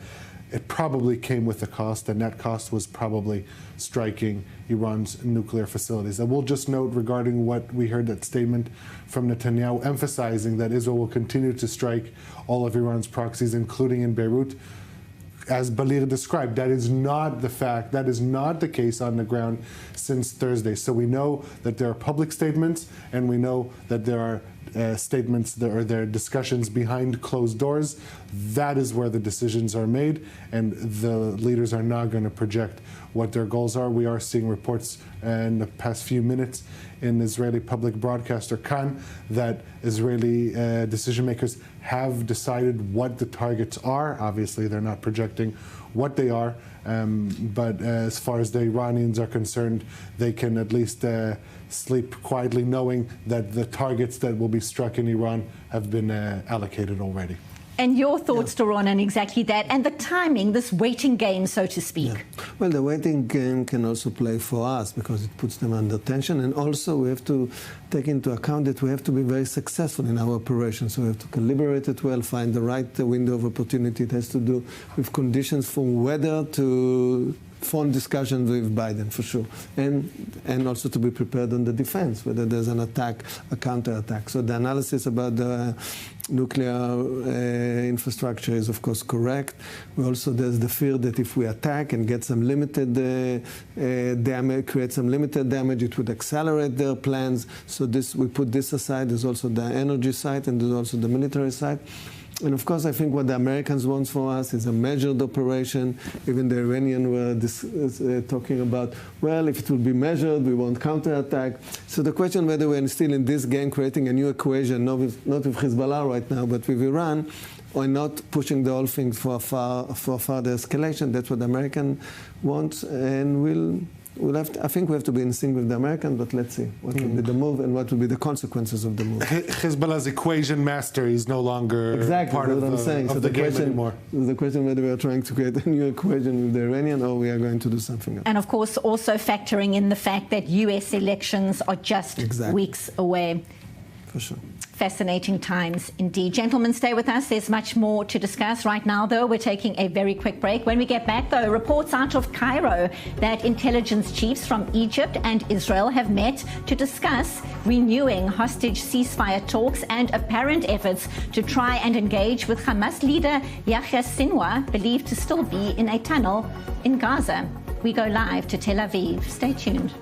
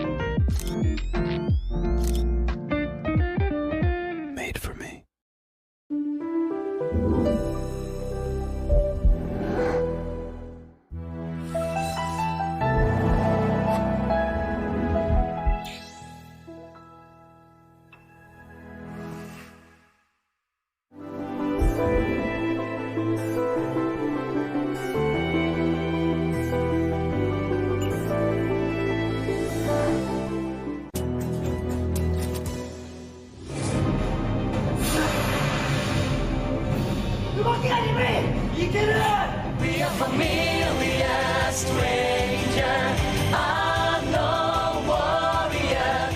明日からの訓練に備えろ。やべえ。来るぞ。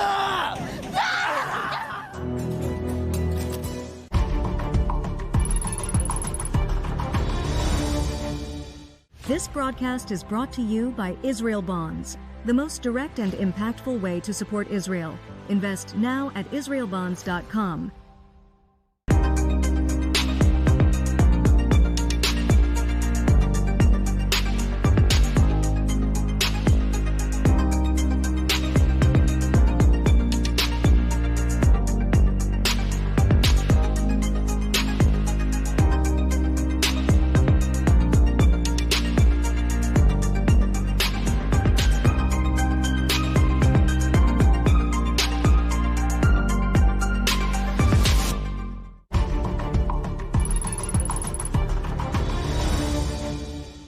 This broadcast is brought to you by Israel Bonds, the most direct and impactful way to support Israel. Invest now at israelbonds.com. Want to stay on top of the news no matter where you are? Introducing I-24 News' brand new news website. On our website, you'll find all the latest articles, interviews, and live broadcasts. Everything you need to know right at your fingertips, whenever you want it. So what are you waiting for? Download the I-24 News app today.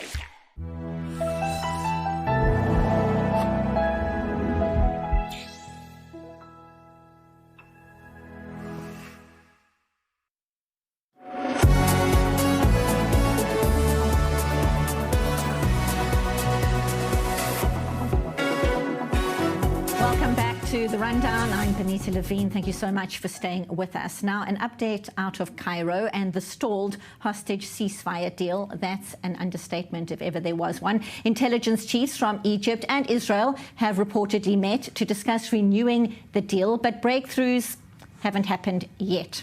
The Walla news outlet reporting that Shin Bet director Ronen Bar and Egyptian intelligence chief Abbas Kamel discussed ways to try and engage with Yahya Sinwar. The Hamas leader is believed to be hiding in a tunnel in Gaza still, surrounded by a group of Israeli hostages. It's believed he recently made contact with Qatar after having gone quiet for several weeks. Meanwhile, the families of some of the hostages have set up a unique installation in Tel Aviv, highlighting the plight of their loved ones held by terrorists for more than a year since the Hamas terror rampage and mass abduction on the 7th of October. So for more, we go live to our Joe Brown. He is at Hostage Square in Tel Aviv. And Joe, the center of gravity of the war may have shifted to the north. But inside Gaza, 101 hostages are still being held captive. Still not clear how many of them are alive. Tell us about this emotional initiative at Hostage Square.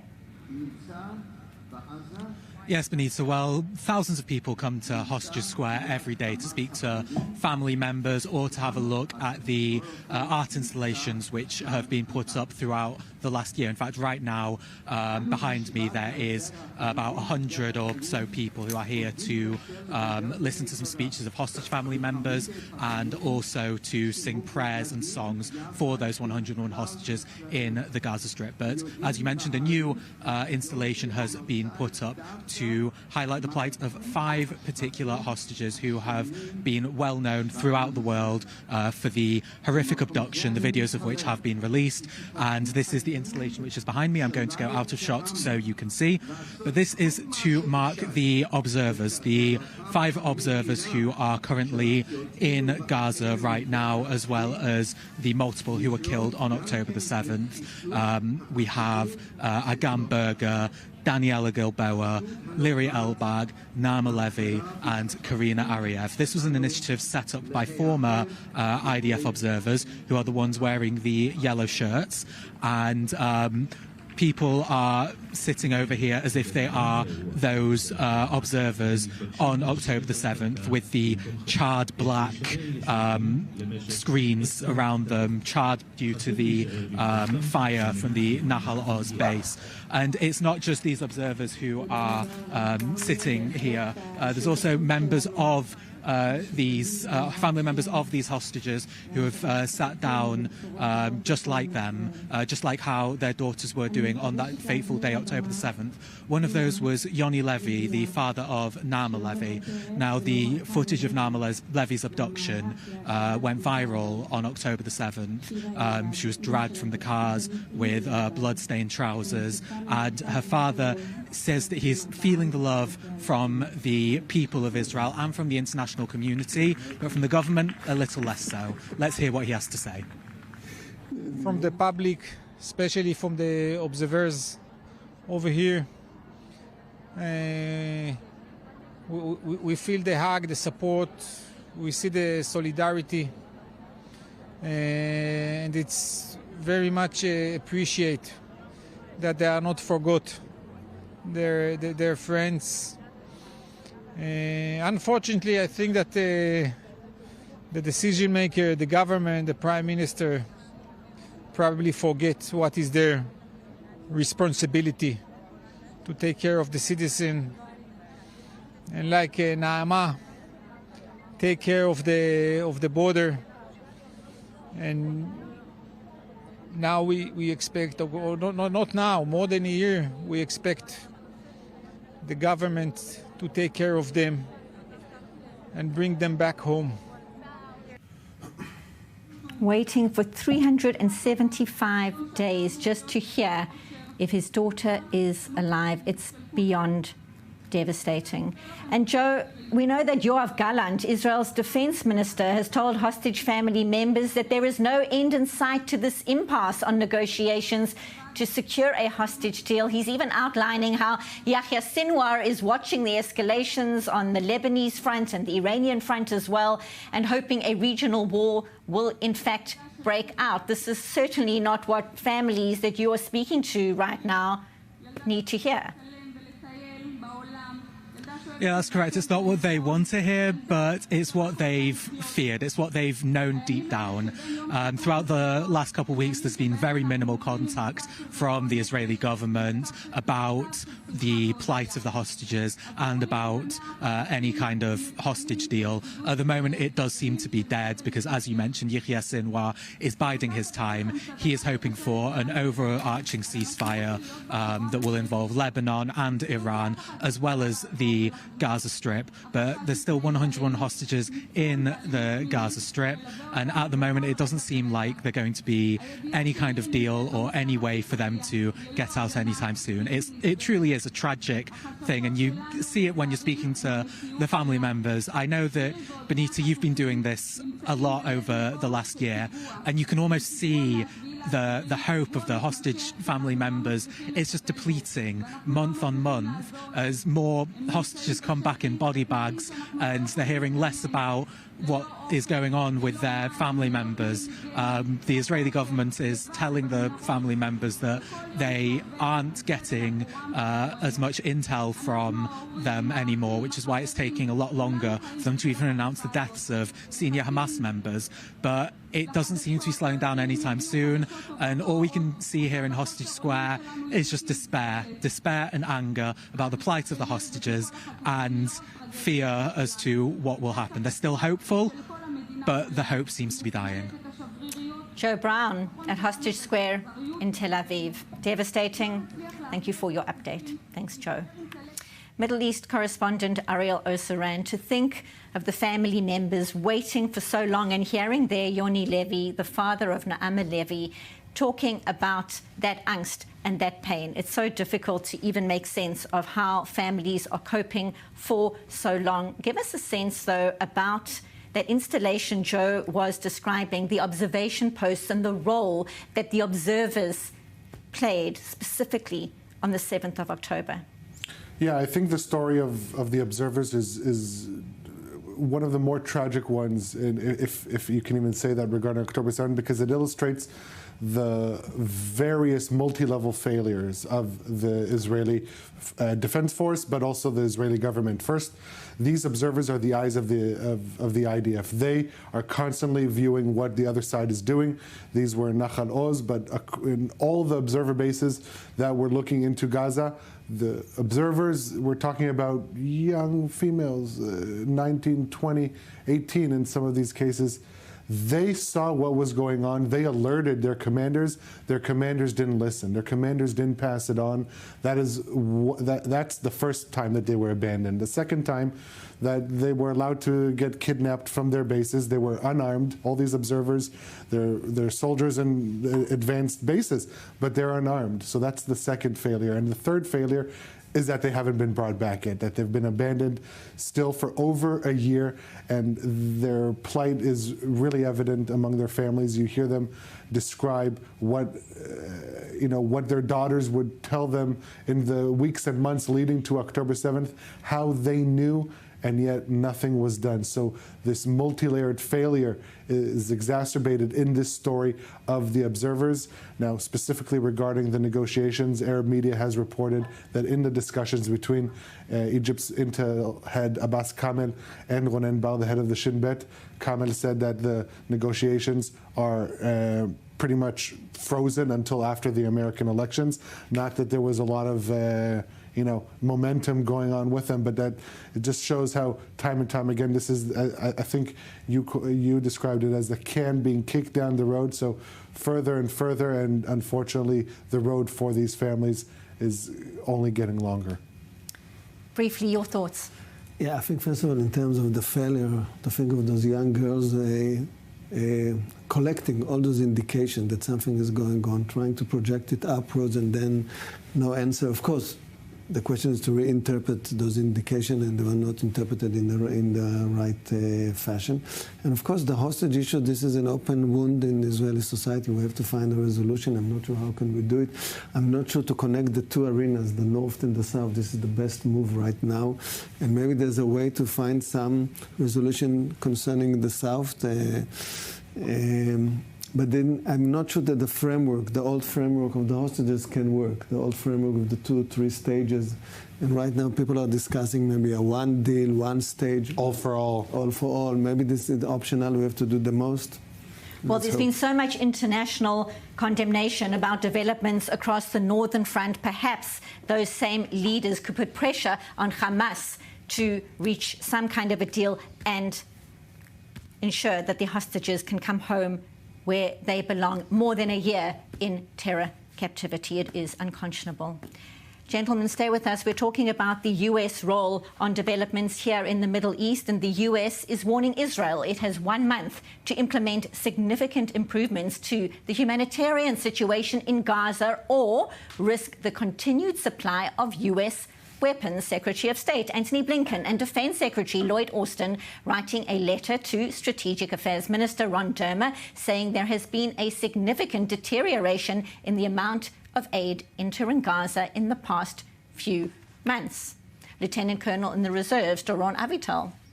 I think that we have to admit that we made a few mistakes on the way, discussing in what fashion we should send this humanitarian aid. I thought we are behind, this is behind us, and the only problem is the distribution, which is in many respects sometimes controlled by Hamas, sometimes controlled by gangs. I mean, we should never play with humanitarian aid. From the onset, I said, Gaza is such a complex puzzle. We fight our war, and in fact, the fact that we send this humanitarian aid enables us to continue the fight and target whom we want to target, the Hamas terrorists.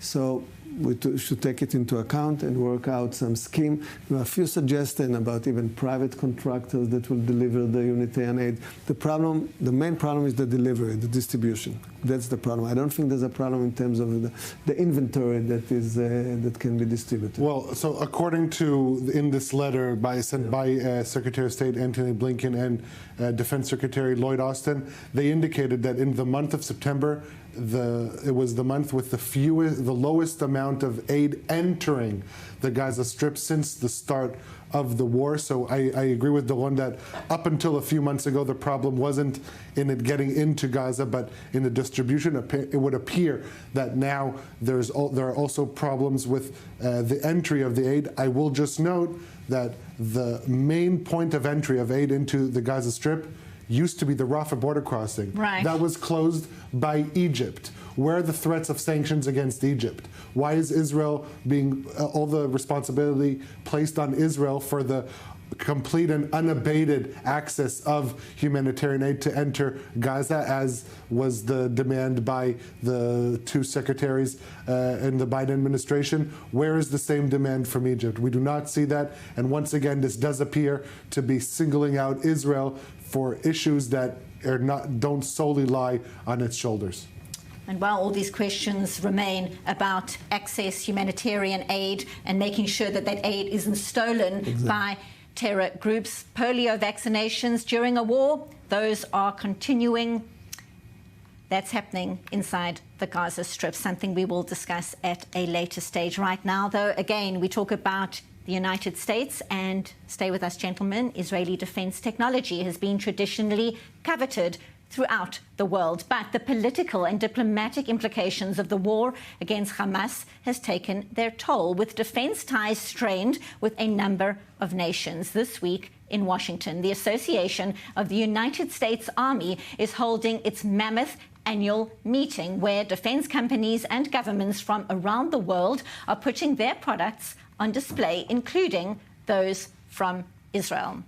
So we now go live to our senior U.S. correspondent, Mike Wagenheim. He joins us from Washington. So, Mike, a meeting of minds when it comes to leading defense technology experts. They're converging on D.C. Tell us more. Well, this is a veritable playground for the defense and security industry. I mean, these are big boy toys out here. The tanks, the rockets, the armored vehicles, you name it. If it's something, GPS navigation, whatever it is that has to deal with defense and security, they've got it on display out here, the latest technology. It really is something to see. And several dozen Israeli or Israeli-affiliated companies out here as well to show their wares. The American division of Elbit Systems, which is a huge contractor to the IDF and internationally. Israel Aerospace Industries is also out here, and Rafael Advanced Defense Systems, one of the biggest names in Israeli military wear and gear.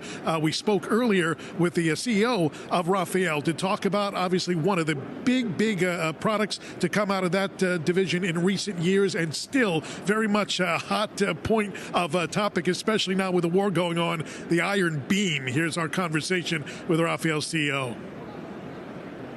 Now I will show you the next revolution we are making. We have a technological breakthrough. We will be able, hopefully next year, to introduce a system, a laser system, high-power laser system, with capabilities of intercepting both cruise missiles, UAVs, and of course any kind of rockets that might be launched against the state of Israel.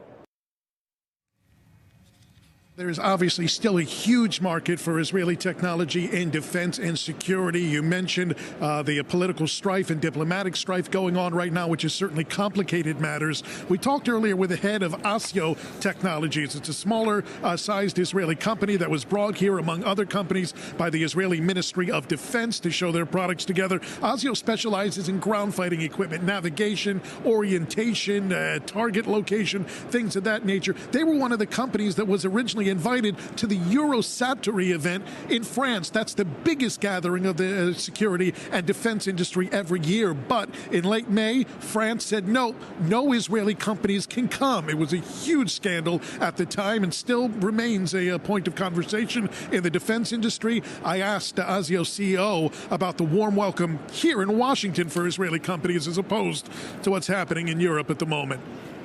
We were registered in the Eurosatory. We were supposed to exhibit those systems and others, but eventually we were banned to participate, so we came here. You feel more welcome here? I don't know if we feel welcome. There we were not feel welcome, okay? We were not welcome. Here we feel very welcome, like at home. Another company brought here to Washington this week, IMCO Technologies. They're kind of an end-to-end company. They do it all: product development, the sketching for the product itself, the manufacturing, support after the purchase. They kind of do everything down the line. We also spoke with the head of IMCO Technologies about the current lay of the land, so to speak, and international acquisition and international dealings with Israeli companies. Let's start from this exhibition. Is being done in the state. In the state, we have a company by the name of ADTI, was established more than 30 years ago. We are well known in the States. We are supplier of the DoD over here, the Israeli mission or other defense company. So we don't feel the tension over here. Opposite way, we feel the bloom in the defense industry, in specific in the US. In Israel, from the other hand, there is tension in the air. We cannot, everybody knows that. We see in the newspaper, we see in the news. But from our point of view, we are supporting the customers in Israel and the IDF. We're working 24/7 around the clock to support the customers, even though there is tension in the air.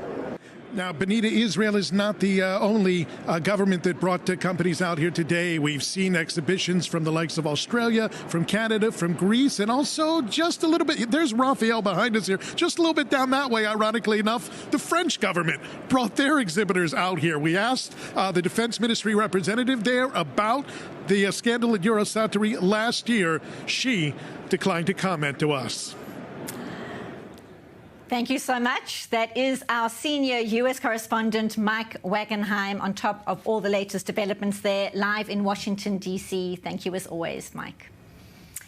Fascinating indeed, that relationship so important, especially at this juncture. Middle East correspondent Ariel Osaran, I want to bring your attention to another report. Israel facing potential shortages of interceptor missiles. Experts warning that air defenses could be stretched if Iran reacts to this anticipated Israeli retaliatory strike against it.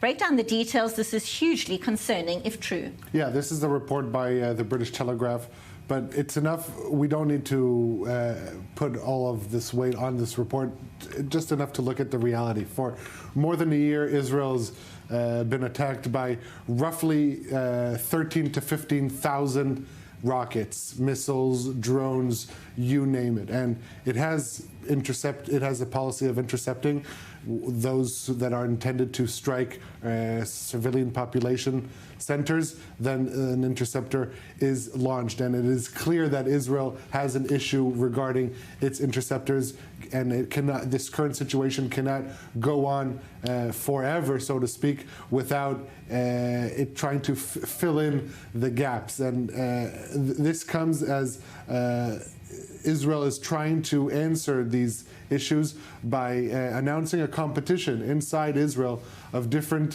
security agencies, Israel going to the local industry, offering them to find ways that can develop and bolster Israel's multi-layered air defenses. The companies that succeed will be able to be incorporated and get grants and so forth, for the simple reason that also Israel is dealing with a unprecedented rate of launches at its territory, and also the United States can't keep up with the supplies because it's also supplying another ally that is under a similar reality, and that is the Ukraine. With their war, the Russian war on them, the United States also supplying them with interceptors. So for this current trajectory, current reality to sustain itself, Israel will need to find alternative solutions to restock its interceptors, but also to potentially rely on additional solutions. The Iron Beam, that is expected to be the solution that overcomes this challenge. But until then, Israel is looking for various solutions to try and continuously and systematically defend its civilians. Time is certainly of the essence. Yeah, we fight so many fronts in different dimensions of warfare, from missiles to attacks on the street from terrorists. So it puts a strain on our inventories for sure. And I would emphasize, though we want to have the possibility to supply our own inventories in terms of interception and so on, still we have to rely on our coalition partners. It's part of a coalition game. We have all the time to remember it. We are part of a coalition. Sometimes we forget it. And one needs one's coalition partners exactly. In times of like need. There's no doubt about it. Doron Avital, as always, thank you so much. Middle East correspondent Ariel Osaran, always appreciate your insights. Now, I want to turn to a mysterious story. There's been much speculation about the fate of General Ismail Qani, the head of Iran's Al-Quds force. Rumours circulating for weeks that he may have been killed or may have had a heart attack during interrogations by the Iranian security echelon, and then he appeared in public this morning. More in this report. A state funeral ceremony in Iran on Tuesday for a deputy commander in the Revolutionary Guards killed in Lebanon, as thousands of people mourned the death of General Abbas Nilfarshan, who was killed in Beirut along with Hezbollah chief Hassan Nasrallah late last month. This man caught the attention of the media. General Ismail Qani, who leads the Quds force, seen in public for the first time after recent rumors and reporting that Qani had been killed by Israel, arrested and interrogated by Iran, or had died of a heart attack. We will undoubtedly support all struggles against Israel and the occupying regime. Qani was named the head of the Revolutionary Guard Corps International Intelligence Service after the U.S. assassinated his predecessor, Qasem Soleimani, in a drone strike in 2020. He'd been absent since late September, after initial reports that he had been killed in an Israeli airstrike in Beirut. local and regional media began reporting that he was alive and being investigated on suspicion of involvement in Israeli intelligence infiltration, including on having a role in the killing of Hassan Nasrallah, which kick-started the latest round of escalation between Israel and Iran. Israel does not have the guts to attack us, and if it does try, Israel will know it has brought its own destruction upon itself. Israel is expected to retaliate for Iran's latest attack at any moment. And the story too mysterious to not keep our panel in for parting thoughts. The plot thickens, Doron. Yeah, it's good. A detective story. All the speculations how to get the facts right, but one thing for sure, the organization that he commands was completely penetrated by our agencies. And to this account, I think he takes the responsibility, and I think he suffers the responsibility. So if he got a heart attack, I wouldn't be surprised. But there's no telling what are the facts. But clearly, something in this organization that he commands is malfunctioning from his perspective, for sure. Ariel, parting thoughts. Indeed, and if we looked until this current war at how Iran controlled its proxies, it would send its foreign minister to the country and then its top-ranking IRGC officer responsible for that area. Now in Beirut, what we're seeing in the past weeks, Foreign Minister Arakchi did come, but no IRGC man in uniform. They sent Kalibaf, the spokesperson, the Speaker of Parliament in Iran. That's telling to the current standing of the IRGC in the eyes of the Supreme Leader. The plot thickens indeed. Middle East correspondent Ariel Osaran, Doron Avital, Lieutenant Colonel in the Reserves, thank you so much for being with us on The Rundown. I'm Benita Levine. Thank you for watching. Stay tuned.